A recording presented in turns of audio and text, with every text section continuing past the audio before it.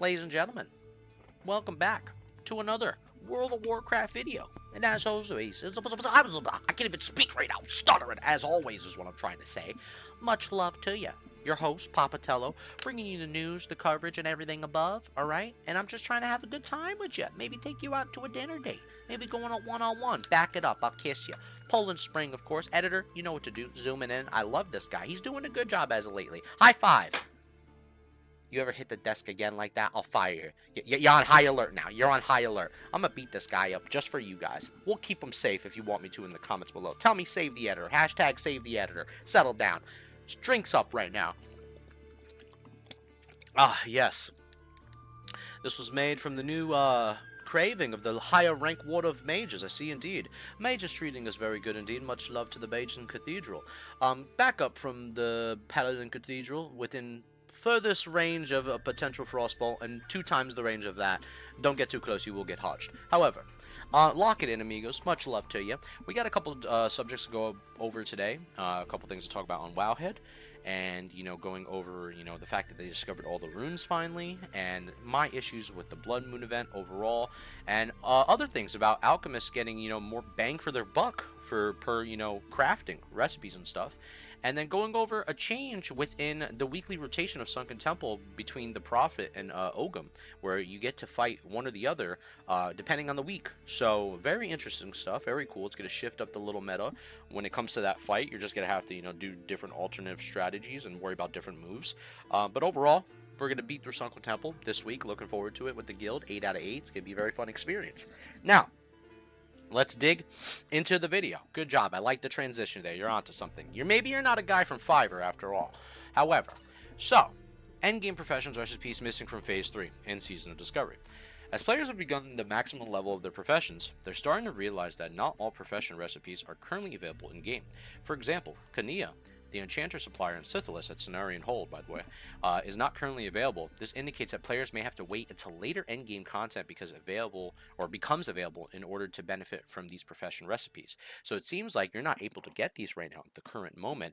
Stuff like, the Lesser Mana Oil, the Wizard Oil, and Enchanted Runecloth Bag. Now, you guys can go check for yourself to see if she is there. However, it seems like she is not. And I wonder if they're going to put this out maybe at the end of this patch or pre-patch or going into the next phase. I'm very curious about this, but it's an interesting decision nonetheless. I have spit building up because I smell my mom making some pork belly, which I'm really hungry for, so my bad. I'm going to spit on you right now. Catch that. However, lock it into the next subject. I'm curious about to see what they do with her, though. All runes in Phase 3 have been finally discovered. To my holy paladins, have been crying in the comments, have been yearning for the Light Saloon. Where is it? I can't find it. I'll pay Blizzard $25 a month and suck their... Settle down. It's all been found, my friends. It's all been found. So, it seems like Light's Grace was like, one of the most eluded runes to follow. So we'll go for the second paragraph here. Light's Grace provided me the most elusive rune yet, and across, basically of all phases in general. It took the team 7 full days, or just in general, people finding this rune. It was a drastic change from Phase 1 to Phase 2, where virtually everyone was discovering it in the first 24 to 48 hours, but this one was a doozy, involving a crash rocket, an ordinary mechanical, and a goblin with a rather familiar name. Light's Grace was certainly well hidden, but now you can read the full steps on how to find the Light's Grace rune guide. So, every single rune in Phase 3 have been discovered, have been fully found, and everything is all on Wowhead for you guys to go through for your respective classes, so you can all, basically, find all your stuff and get bissed out and use your favorite runes and play the spec how you want to play and enjoy yourself. That's what it's all about, having fun and looking for everything at the end of the day. The one thing I will comment on is I will say this. I did enjoy personally finding runes in Phase 1 more than anything.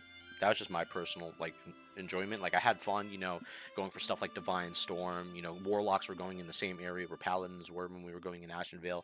Finding, the Elementals, the Infernals and stuff, and the Demons and Succubus and all that. But overall, it was really cool. I enjoyed the Phase 1 hype of runes. Phase 2, not so much, and Phase 3 has been alright. When it comes to rune acquisition, I'm just talking about. But the fact that a lot of these runes are, super hard to get, and super hard to acquire for some of them, kind of got me annoyed with some of these runes, where it was why did Blizzard decide to design it this way and not think like maybe some of these runes shouldn't be as hard to get. Like the changes they made the other day, in BRD to the basically those fiery elementals, going towards the tavern, and then they made the change and said we updated the values properly to adjust fair, compensation for people to going in there and getting their rune. So you're basically just saying paladins had to suffer like myself to go in there and get that fucking rune, and then warlocks were selling portals in there for like 40 to 50 gold on the LFG. Not only that, all right, this is about to lead into the next topic about Worldcore fragments, which we're about to go into right now. So, before I even continue this, what I was gonna say, not only that, they are selling summons for this too. And luckily I have some warlock friends that are willing to help me, but I already paid for the stuff. I don't understand why our guild didn't just talk to our warlock friends to immediately do this shit quicker, but we just paid for the rune just to get it out the way. Total waste of money. Should have never did it. However, Worldcore fragment hotfix and season discovery. Item required for rune no longer soulbound. About time. Worldcore fragments, an item that is key in solving for rune discoveries for 4 classes, have been hotfixed. These items are no longer soulbound and sod. Warlocks, mages, priests, and paladins have voiced their frustrations at extremely low drop rates for Worldcore fragments. During the hunt for the runes in Phase 3, these 4 classes share each rune acquisition method with each other, which requires several fragments and a lot of time spent in front of various fell portals such as Fell Tier and Fell Silver. Now those with extra gold and not a lot of extra time will be able to purchase these fragments off the auction house, as they are no longer soulbound, and their drop rate has been increased substantially. While it is too soon to tell what the newly adjusted drop rate is, players are reporting receiving more than one fragment at once from imps sent into the Fell portal. This will likely make it substantially easier due to the increased amount on the market for paladins and priests in particular, who voiced their dissatisfaction on having to pay exorbitant amounts of gold to mages and warlocks in order to complete their runs. And honestly, that is the truth. So let's talk about it once again. I was not a fan of the fact that we had to pay so much gold just to get that rune, just to get another rune from BRD. It was like, and no hate to the warlocks, much love. I'm not going to ever hate the player base, because at the end of the day, if the player base decides to exploit the fuck out of the game, that's Blizzard's fault. It's not the player's base's fault. They're doing it because they taken advantage of something that Blizzard fucked up on. This is their product at the end of the day. People are just, reaping the rewards. So more power to you, playa. Send some money to Telorep, by the way, in the mail. Much love to you. I could use a quick grand. Settle down. No gold buyers. Wink, wink. However, yeah, Living Flame US. Let's put that in there just in case maybe they will send a couple hundred. Settle down. Lock it in. However, we're pretty broke. But besides that, we'll swipe it up. Besides that, I know, ADHD. Sorry, guys. However, yeah, it's crazy how much money these other classes made. And the fact that, on top of, the hours on end, for people, doing the incursions and getting so rich, and then obviously the people who didn't get the chance to do those incursions and our priests and our paladins and got fucked over for now having to spend 30, 40, 50, potentially 60 gold a run to go to these different areas, but based on the prices of whatever warlocks did within their servers and mages, it was absolutely fucking absurd. So I wasn't a fan of that kind of play style, or that kind of not to say gameplay, but the decision making of what it was, the design choices, once again, on Blizzard's end, not the player base. We're not blaming you guys. I'm not blaming you, because I am the player base. What the fuck am I saying? All right? But what I'm saying is that definitely Blizzard's fault. They should have known better, or whatever, and fixed it at the end of the day. However, we got to move on. It is what it is. We can't cry over spilt milk. Just make paladins great. That's all I'm asking. That's a separate topic for another day. Now, as far as the Blood Moon event, this is another thing I want to talk about right now, too. So there's nothing really on this article that I really want to go deep and dive into, but this is just me talking, as a PvP player, because obviously I love doing PvP. It's a fun aspect for me in the game when, you don't want to just always fucking, spam, professions or spam dungeons or yada, yada, yada. You just want to go in the open world, wreck some fools, and have some fun. And for some people, they really enjoy that. Doing a Wrathy base and going into STV, it's enjoyable. I just like doing shit like that. Overall, though, I kind of find like this time around, I think STV is very lazy. And what do I mean by that? So I'm banging my desk. I'm about to break my elbow piece. Unbelievable. Editor, did you set me up right there? Back it up 2 inches. I like that. He has a good idea. He just told me that. He put up a sign on a piece of paper. His mouth's duct tape, by the way. However, yeah, I'm not a fan of Blood Moon this time around. I think it's lazy to the fact that they didn't add nothing new to spice it up. It's cool that you added rewards to the game and you added new things to go after, which I'm very happy to go after those items. I don't think anyone in the community is neglecting the fact that there are new items in the game. Besides the fact that you kind of fucked, casters with the rings, you just gave them ring upgrades again instead of like maybe a wand or something else that could have been looking cool for them. Because it's nice, like, don't get me wrong, I'm appreciative of you giving paladins and warriors a badass two-hand that looks sick as shit, which is basically a reskin from another item, right? The Untamed Blade overall. But I think at the end of the day, like, this is like, other classes kind of like got the shit out of the stick of it. It's not cool. It's not fair. But also the fact that there was no other design of like, a domination, a game mode within the mode. You know what I mean? Like some type of incentive to, whether it was like, like how Ashenville had it, where you were like killing bosses or like killing a flag, or maybe the Blood God was fightable, like truly fightable this time, and you can get into a raid group. Some type of in-game design that would have made STV just a little bit more fun. Like an actual event, rather than just everyone killing each other and just spamming it for blood coins, or just spamming it for just trying to get their, rep up or honor, whatever they're doing, right? I just think, overall, it's whatever. Not of the biggest fan of it. I also am wondering, the mounts from the stores, right? Like the mounts that you get from the Blood Moon event, are those mount speeds going to increase? Because, like, I feel like it's kind of weird that the mount, even from Ashenvale, right? If you have, like, level 40 mounting speed, right? Whatever, or even level 50, whatever, if we're just scaling, scaling the numbers, getting higher and higher as we go. At a certain point, all the mounts in the game should be able to get picked up in speed if you're at the end cap of a level. So that means the Night Saber, the Saber Cat from freaking, Ashenvale. That means any of the mounts from the Blood Moon event, and just in general, the speed should be increased so like you can ride those mounts at full speed. I just think that's a cool decision overall. I don't think that's anything game breaking or anything that's gonna, oh no, keep the mounts the way they are, throw that trash out. I don't give a fuck about that. I'm just talking about keeping the speed even for all the mounts, and at the end game cap. So I don't know. I'm overall, that's just my opinion. Not a fan of it. I really wish Blizzard did something else. I think right now in incursions, Horde is just deciding to do PvP just for the fuck of it, and I don't blame them. Honestly, much love to them. But overall, I really wish there was some cooler choices within the Blood Moon. So that's just my 2 cents on that. As far as like, moving on. Quest gives alchemists a 30% chance to craft bonus potions and elixirs with Insod. So, as a result of the week's hotfix, Alchemy quest Mixology for Fun and Profit is now available to be completed. Since finishing this quest, players have reported an estimated 30% increase in yield in the amount of elixirs and potions they have crafted. Completing this quest requires players to bring the following items to the Mixmaster Blix and Tenaris. So you would need 10 elixirs of Demon Slaying, 10 invisibility potions, and 5 elixir of the Sages. After handing these items, players will be able to receive a bonus to their potion elixir or crafting yield.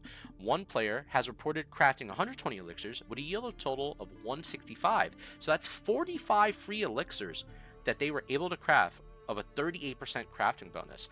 I think that is extremely massive. I'm going to put this link in the description below for my alchemists, for my elixir creators, right? By the way, send them to your boy, because they're 65 gold for 5 mongooses right now. However, the prices will fluctuate. I understand that. I was talking with my friends about that, and they said, you know what, don't worry, these prices will go down as the weeks go on by. Understandable, for sure. But, yeah, this is great. I mean, to, my elixir crafters, to the alchemists, go make your money. Can't hate you for that. Crank your money out. Make these things, help your guild out, do whatever you got to do. This is an awesome time right now to do alchemy. You're making a lot of fucking money, and more than likely, you're going to be the richest profession by the end game with that and enchanting and stuff like that. Pretty nice stuff, pretty solid, and it is good to see that people are getting to eat with their professions. Really cool. Now, why is it a black screen? What's going on? They're setting me up. Unbelievable. So, it seems like Jamal the Prophet and Ogom, the Wretch Boss, has a new strategy guide update on Wowhead. So it seems like that the bosses now, overall, switch their places throughout the weeks. So this week, currently what we're in right now, that you're going to be able to fight Ogom in the end, rather than Jamal the Prophet in the end. Now, Ogom has a different wave of like abilities that he goes through compared to the Prophet. Obviously, with the Prophet, we have to worry about you know, the bombs at the end. You have to worry about the fears, so you have to control those fears, and you have to worry about, you know, the massive like, you know, AOE that he does. You know, the wide penance.